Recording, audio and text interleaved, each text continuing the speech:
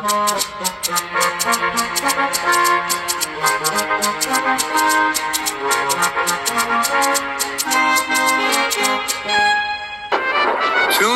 Toots.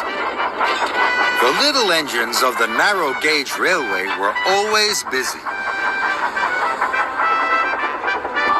They went uphill and downhill all day long.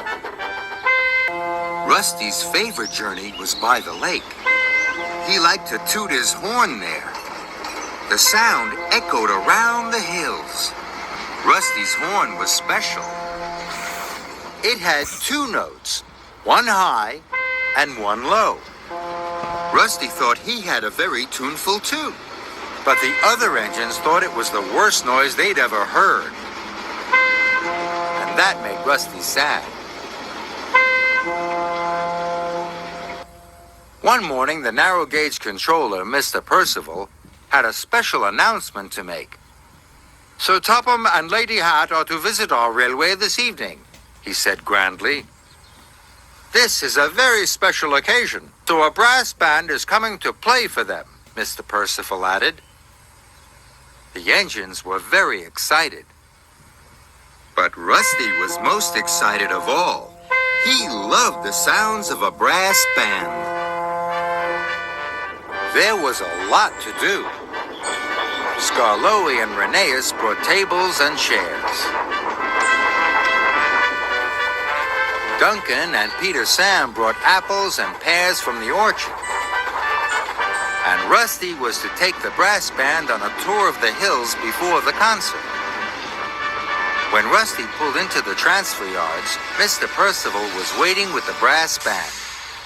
Rusty couldn't help but toot his horn, high and low. At that moment, Thomas chuffed into the transfer yards with the bandstand. What was that wonderful sound, puffed Thomas. That was Rusty, peeped Peter Sam. He thinks his horn is special, but we don't. Well, I think it's special, wheezed Thomas. This made Rusty very happy. No one had ever liked his horn before. Rusty, the brass band are ready for their tour of the hills, called Mr. Percival. Yes, sir, hooted Rusty. The brass band was soon on board, and Rusty pulled quickly out of the station. Don't be back late, Mr. Percival called after him. But Rusty didn't hear. He was tooting his two tones loud and clear. I'm going to give the brass band the best tour ever, he said. Rusty took them to the top of the highest hill. Then they went to the viaduct.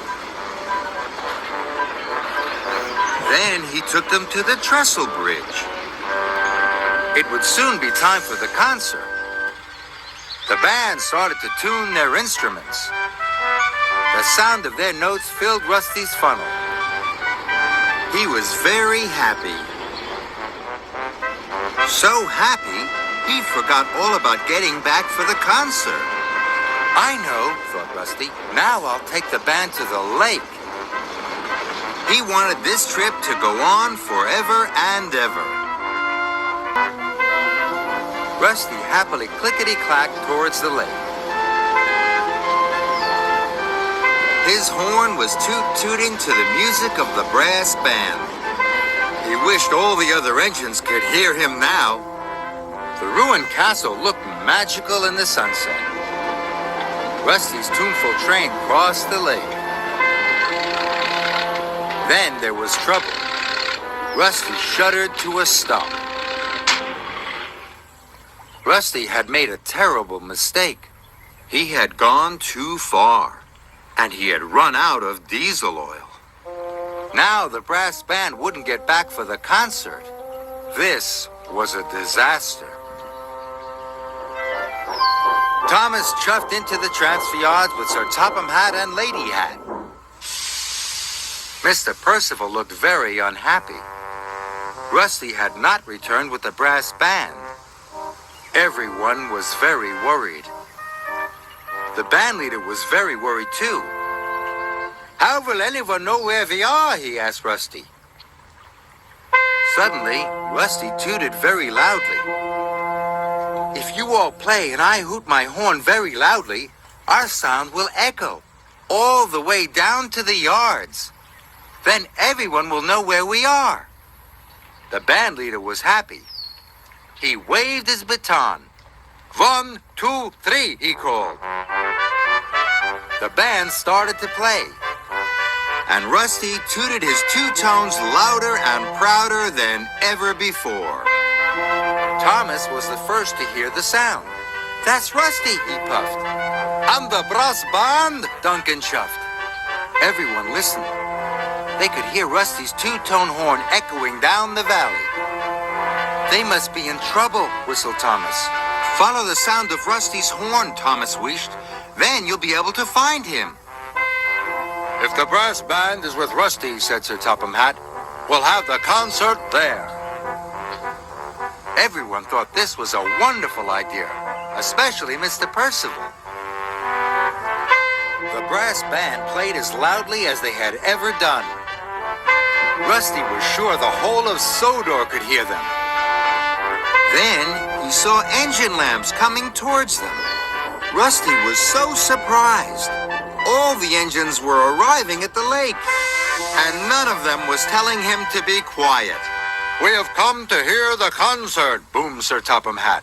We heard your horn, puffed Peter Sam. So we knew where to find you, chuffed Duncan. Because you have the most special-sounding horn of all, wheezed Skarloey. I shall never be shy about my special horn again, Rusty tooted. Let the concert begin.